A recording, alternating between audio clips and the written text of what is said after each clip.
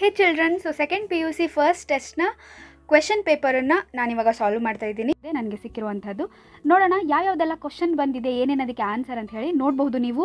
That is more than 90% of the questions ಏನು appear ಆಗಿದೆ ನಾನು ಹೇಳಿದಂಥ ಇಂಪಾರ್ಟೆಂಟ್ ಕ್ವೆಶನ್ಸಿಂದಾನೇ ಬಂದಿರುವಂಥದ್ದಾಗಿದೆ. ಆ್ಯಂಡ್ ನಾನು ನಿಮ್ಗಾಗಲೇ ಈಗ ಆ 3 ಚಾಪ್ಟರ್ಸ್ ಏನಿದೆ, ಸೆಕ್ಸುವಲ್ ರಿಪ್ರೊಡಕ್ಷನಿಂದ ಹಿಡಿದು ರಿಪ್ರೊಡಕ್ಟಿವ್ ಹೆಲ್ತ್ವರೆಗೂ 3 ಚಾಪ್ಟರ್ಸ್ದು ಕ್ವೆಶನ್ ಆ್ಯಂಡ್ ಆನ್ಸರ್ಸ್ ಎಲ್ಲ ಕಂಪ್ಲೀಟ್ ಆಗಿದೆ, ಹೌದಾ? ಸೊ ಉಳಿದಿರೋದು ಪ್ರಿನ್ಸಿಪಲ್ಸ್ ಆಫ್ ಇನ್ಹೆರಿಟೆನ್ಸ್ 4 ಚಾಪ್ಟರ್ದು ಮಾತ್ರ. ಇದರ ಕ್ವೆಶನ್ಸನ್ನು ಅಪ್ಲೋಡ್ ಮಾಡಿದ್ದೀನಿ, ಆನ್ಸರ್ಸನ್ನು ಇನ್ನೂ ಮಾಡಿಲ್ಲ. ಸೊ ಆನ್ಸರ್ಸ್ನ ವೀಡಿಯೋನ ನಾನು ಆದಷ್ಟು ಬೇಗ ಇವತ್ತು ಅಥವಾ ನಾಳೆಗೆ ಅಪ್ಲೋಡ್ ಮಾಡ್ತೀನಿ. ಆ್ಯಂಡ್ ಇನ್ನೂ ಚಾನಲ್ ಸಬ್ಸ್ಕ್ರೈಬ್ ಮಾಡ್ಕೊಂಡಿಲ್ಲ ಅಂತಂದರೆ ದಯವಿಟ್ಟು ಸಬ್ಸ್ಕ್ರೈಬ್ ಮಾಡ್ಕೊಳ್ಳಿ, ನಿಮ್ಮ ಫ್ರೆಂಡ್ಸ್ಗೂ ಕೂಡ ಶೇರ್ ಮಾಡಿ, ಇದರಿಂದ ಸಾಕಷ್ಟು ಜನಕ್ಕೆ ಹೆಲ್ಪ್ ಆಗಲಿ. ನಾವು without wasting time let's get started. Okay, so part A ನಿಮಗೆ ಗೊತ್ತಿರೋ ಹಾಗೆ 7 MCQಗಳನ್ನು ಕೊಟ್ಟಿರ್ತಾರೆ. ಸೊ ಫಸ್ಟ್ ನೋಡೋಣ. Identify the non albuminous seeds. ನಾನು ಹೇಳಿದ್ದೆ ಆಲ್ಬುಮಿನಸ್ ನಾನ್ ಆಲ್ಬುಮಿನಸ್ಗೆ ಎಕ್ಸಾಂಪಲ್ಸನ್ನು ನೋಡ್ಕೊಳ್ಳಿ, ಡಿಫ್ರೆನ್ಸಸ್ಸನ್ನು ನೋಡ್ಕೊಳ್ಳಿ ಅಂತ. ನೋಡಿ, ನಾನ್ ಆಲ್ಬುಮಿನಸ್ ಯಾವುದು? Wheat, barley, maize, these are all albuminous seeds. Non albuminous ಯಾವುದು ಅಂತಂದರೆ it is option pea and groundnut. Okay, so ನಾನು ಯಾಕೆ ಇನ್ನೊಂದು ಹೇಳ್ತಾ ಇದ್ದೀನಿ ಅಂತಂದರೆ ಈ ಕ್ವಶನ್ ಪೇಪರನ್ನು ನೋಡಿ ಪ್ರಿಪೇರ್ ಆಗೋರು ಇರ್ತೀರ. ಸೊ ನಿಮಗೂ ಕೂಡ ಇದೇ ತರಹ ಕ್ವಶನ್ಸು ಬರಬಹುದು, ಹಾಗಾಗಿ ಕರೆಕ್ಟಾಗಿ ನೋಡ್ಕೊಳ್ಳಿ. Next, the layer which nourishes pollen grain in microsporangium, it is tapetum.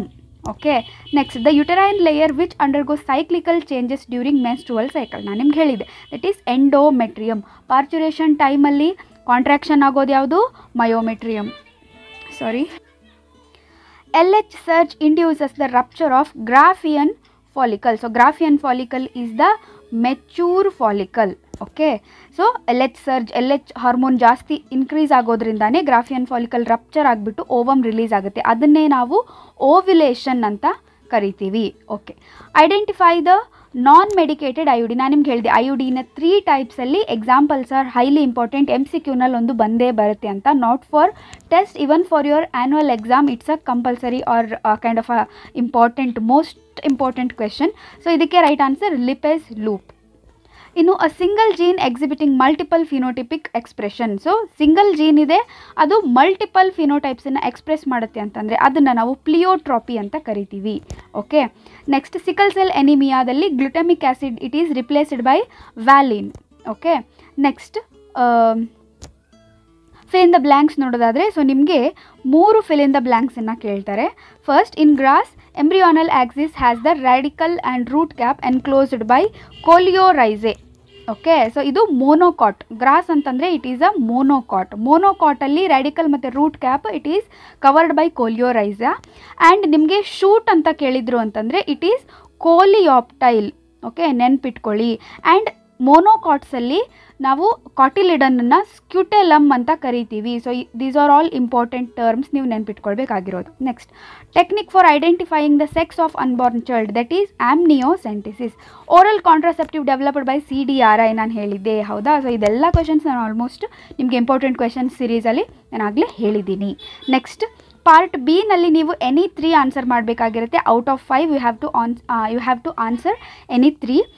So ಏನೇನು ಕ್ವಶನ್ ಬಂದಿತ್ತು ಅಂದರೆ ಔಟ್ ಬ್ರೀಡಿಂಗ್ ಡಿವೈಸಸ್, ಯಾವುದಾದ್ರೂ 2 ಔಟ್ ಬ್ರೀಡಿಂಗ್ ಡಿವೈಸಸ್ಸನ್ನು ಬರೀರಿ ಅಂತ ಕೇಳಿದ್ದಾರೆ. ನೋಡಿ, ಇದನ್ನು 5 ಮಾರ್ಕಲ್ಲೂ ಕೇಳಬಹುದು ಅಥವಾ ಈ ತರಹ 3 ಅಥವಾ 2 ಮಾರ್ಕ್ಸಲ್ಲೂ ಕೇಳ್ಬೋದು. ಔಟ್ ಬ್ರೀಡಿಂಗ್ ಡಿವೈಸಸ್ಗೆ ಯುನಿಸೆಕ್ಸುವಲ್ ಫ್ಲವರ್ಸ್ನ ಪ್ರೊಡ್ಯೂಸ್ ಮಾಡೋದಾಗಿರಬಹುದು, ಡಿಫ್ರೆಂಟ್ ಪೊಸಿಷನ್ನಲ್ಲಿ ಆ್ಯಂಥರ್ ಮತ್ತು ಸ್ಟಿಗ್ಮಾ ಪ್ರೆಸೆಂಟ್ ಇರೋದ್ರಿಂದ.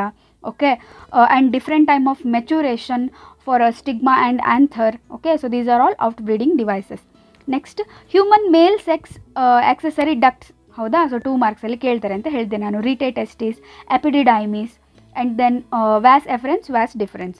ಜಿಫ್ಟ್ ಮತ್ತು ICSIನ ಎಕ್ಸ್ಪ್ಯಾಂಡ್ ಮಾಡಲಿಕ್ಕೆ ಕೇಳ್ತಾರೆ ಅಂತ ಹೇಳಿದ್ದೆ. ಜಿಫ್ಟ್ ಅಂತಂದರೆ zygote intra Fallopian transfer. ICSI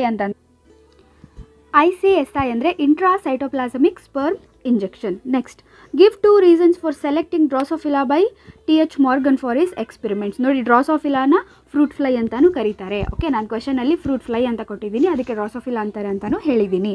so 2 reasons ಏನು ಅಂತಂದರೆ ದಟ್ ಈಸ್ ಅದರದ್ದು ಶಾರ್ಟ್ ಲೈಫ್ ಸೈಕಲ್ ಇರುತ್ತೆ ಆ್ಯಂಡ್ ಮೇಲ್ ಮತ್ತು ಫಿಮೇಲನ್ನು ಡಿಸ್ಟಿಂಗ್ವಿಷ್ ಮಾಡಬಹುದು, ಅದನ್ನು ಈಸಿಯಾಗಿ ಲ್ಯಾಬೊರೇಟ್ರಿನಲ್ಲಿ ಗ್ರೋ ಮಾಡಬಹುದು. ಆ್ಯಂಡ್ ಬೇರೆ ಬೇರೆ ರೀಸನ್ಸ್ ಇದೆ, ಅದನ್ನು ನಾನು ನಿಮಗೆ ಆನ್ಸರ್ನ ವೀಡಿಯೋದಲ್ಲಿ ಅಪ್ಲೋಡ್ ಮಾಡ್ತೀನಿ.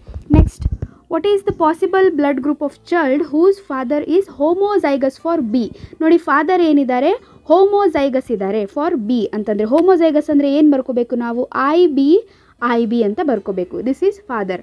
And mother has AB blood group. So mother AB ಅಂತಂದರೆ ಒಂದು IA ಇರುತ್ತೆ, ಇನ್ನೊಂದು IB ಇರುತ್ತೆ. ಓಕೆ, ಸೊ ಇವರ ಚಿಲ್ಡ್ರನ್ಗೆ ಏನೇನೆಲ್ಲ ಬ್ಲಡ್ ಗ್ರೂಪ್ ಬರಬಹುದು ಅಂತ ಕೇಳಿದ್ದಾರೆ. ನೋಡಿ, ಇದಕ್ಕೆ ನಾವೇನು ಮಾಡಬೇಕು, ಫಸ್ಟು ಗ್ಯಾಮೆಟ್ಸ್ನ ಸಪ್ರೇಟ್ ಮಾಡ್ಕೊಳ್ಬೇಕು. ಇದರಲ್ಲಿ IB ಟೈಪ್ ಒಂದೇ ಪ್ರೊಡ್ಯೂಸ್ ಆಗೋದು, ಹೌದಾ. ನೆಕ್ಸ್ಟ್ ಇನ್ನೊಂದು ಇದರಲ್ಲಿ 2 ಡಿಫ್ರೆಂಟ್ ಟೈಪ್ ಪ್ರೊಡ್ಯೂಸ್ ಆಗುತ್ತೆ, IA ಮತ್ತು IB ಅಂತ ಪ್ರೊಡ್ಯೂಸ್ ಆಗುತ್ತೆ ಗ್ಯಾಮೆಟ್ಸ್, ಹೌದಾ. ಸೊ ಇದು ಫ್ಯೂಸ್ ಆದಾಗ ಏನು ಬರುತ್ತೆ ನೋಡಿ, ನಮಗೆ IAIB ಅಂತಂದರೆ ಮಗುಗೆ AB ಬ್ಲಡ್ ಗ್ರೂಪ್ ಬರಬಹುದು, ಅಥವಾ IB ಬ್ಲಡ್ ಗ್ರೂಪ್ ಬರಬಹುದು ಅಂತಂದರೆ B ಬ್ಲಡ್ ಗ್ರೂಪ್ ಬರಬಹುದು. Okay, so possible blood groups ಏನು ಬರುತ್ತೆ ಅಂತಂದರೆ ಬ್ಲಡ್ ಗ್ರೂಪ್ AB ಮತ್ತು B.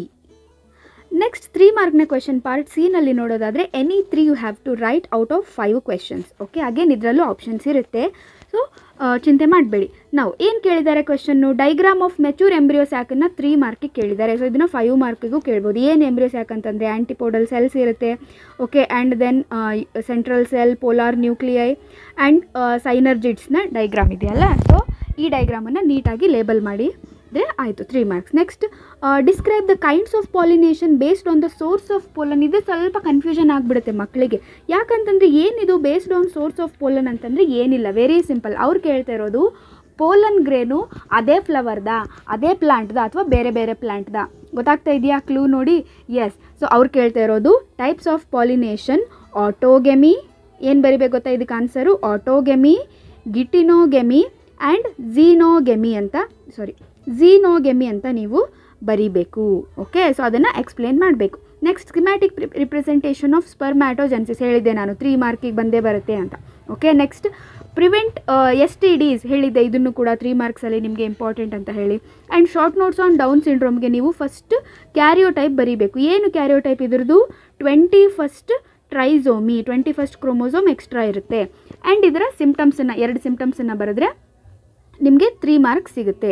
ನೆಕ್ಸ್ಟ್ ಪಾರ್ಟ್ ಡಿನಲ್ಲಿ ನೋಡೋದಾದರೆ ನಿಮಗೆ ಎನಿ 2 ಆನ್ಸರ್ ಮಾಡಬೇಕು out of 4. Okay, so out of 4 you have to write any 2 questions. Okay, ಏನು ಕೇಳಿದ್ದಾರೆ, ಸ್ಟ್ರಕ್ಚರ್ ಆಫ್ ಪೋಲನ್ ಗ್ರೇನನ್ನು ಎಕ್ಸ್ಪ್ಲೇನ್ ಮಾಡಿ ವಿತ್ ಡೈಗ್ರಾಮ್ ಅಂತ ಕೇಳ್ತಾರೆ. ನಾನು ನಿಮಗೆ ಕೊಟ್ಟಿದ್ದೀನಿ ಆನ್ಸರ್ಸಲ್ಲಿ ಡೈಗ್ರಾಮ್ ಮತ್ತು ಎಕ್ಸ್ಪ್ಲನೇಷನ್ ಏನು ಬರೀಬೇಕು ಅಂತಲೂ ಕೊಟ್ಟಿದ್ದೀನಿ, ನೋಡ್ಕೊಳ್ಳಿ.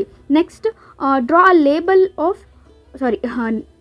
Label sectional view of female reproductive system. Very important. ಕಂಪಲ್ಸರಿಯಾಗಿ ಮೇಲ್, ಫೀಮೇಲ್ ಅಥವಾ ಹ್ಯೂಮನ್ ಸ್ಪರ್ಮ್, ಮ್ಯಾಮರಿ ಗ್ಲ್ಯಾಂಡ್ 4ರಲ್ಲಿ ಒಂದು ಕಂಪಲ್ಸರಿ ಕ್ವೆಶನ್ ಇದ್ದೇ ಇರುತ್ತೆ for your exam also. Next explain inheritance of 2 genes. It is also compulsory question. Mono, di ಅಥವಾ incomplete ಅಲ್ಲಿ 3ರಲ್ಲಿ ಒಂದು ಕೇಳ್ತಾರೆ, 5 ಮಾರ್ಕ್ಸಿಗೆ ಒಂದು ಕ್ರಾಸನ್ನು. ನೆಕ್ಸ್ಟ್ ನಿಮಗೆ ಡಿಫೈನ್ ಲಾ ಆಫ್ ಡಾಮಿನೆನ್ಸ್ ಅಂತ ಕೇಳಿದ್ದಾರೆ. ಸೊ 3 ಲಾಸ್ ಇದೆ, ಅದರಲ್ಲಿ ಒಂದು ಫಸ್ಟ್ ಲಾ ಏನಿದೆ ಅದು law of dominance. Next symbolically represent consanguineous meeting between the relatives. Very simple. Consanguineous ಮೇಟಿಂಗನ್ನು ನಿಮಗೆ ಪೆಡಿಗ್ರಿ ಸಿಂಬಾಲ್ಸಲ್ಲಿ it's a most important symbol ಇದು ಅವ್ರು ಕೇಳುವಂಥದ್ದು. ಕಾನ್ಸಾಗಿನಸ್ ಅಂದರೆ ರಿಲೇಷನ್ನಲ್ಲಿ ಮದುವೆ ಆದರೆ ಅದನ್ನು ಕಾನ್ಸಾಗಿನಸ್ ಮೇಟಿಂಗ್ ಅಂತ ಕರಿತೀವಿ. ಸೊ ಇದನ್ನು ನಾವು 2 ಲೈನಿಂದ ರಿಪ್ರೆಸೆಂಟ್ ಮಾಡ್ತೀವಿ. Okay, so this is the answer. Okay, well my dear children, ನಿಮಗೆ ಹೆಲ್ಪ್ ಆಗಿರುತ್ತೆ ಅಂದ್ಕೊಳ್ತೀನಿ ನನ್ನ ಇಂಪಾರ್ಟೆಂಟ್ ಕ್ವೆಶನ್ಸ್ ಮತ್ತು ಆನ್ಸರ್ಸ್ನ ವೀಡಿಯೋಯಿಂದ. And I'll be uploading more such videos in future also. So stay connected, happy learning and all the very best for those students who haven't written the exam yet.